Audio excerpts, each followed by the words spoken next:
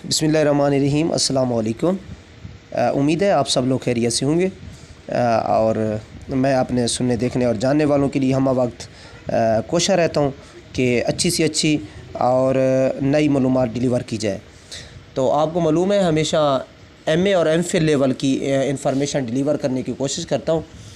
तो आज की इस मुख्तसर वीडियो में मैं आपको बताऊंगा कि एमफिल उर्दू जो है कुल कितने नंबर का होता है और फिर इसके जो कोर्स वर्क है कितने क्रेडिट आवर्स का होगा, रिसर्च कितने क्रेडिट आवर्स का होगा, क्योंकि काफ़ी सारे स्टूडेंट ऐसे हैं ये जो डिमांड कर रहे थे कि सर बताया जाए कि एमफिल उर्दू के कुल कितने क्रेडिट आवर्स हैं।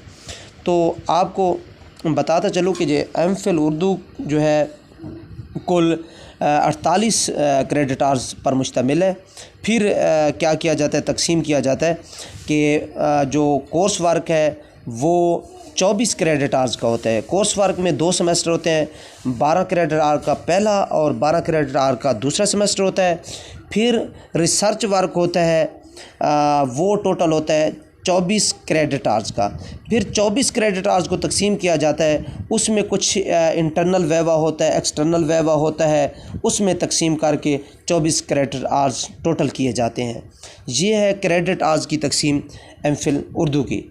तो नेक्स्ट इंशाल्लाह ताला आपको मैं कम्प्लीटली बताऊंगा कि जो कोर्स वर्क के 12 क्रेडिट आवर्स हैं उनको कैसे तकसीम किया जाता है, प्रेजेंटेशंस के कितने नंबर्स होते हैं, सेशनल के कितने नंबर्स होते हैं और असाइनमेंट के कितने नंबर होते हैं, मिड के कितने नंबर होते हैं और फाइनल सेमेस्टर के कितने नंबर होते हैं। फिर मैं आपको बताऊंगा कि जो रिसर्च वर्क है, रिसर्च थीसिस के अगर 24 क्रेडिट आवर्स हैं तो उसमें एक्सटर्नल के कितने होंगे और इंटरनल के कितने क्रेडिट आवर्स होंगे।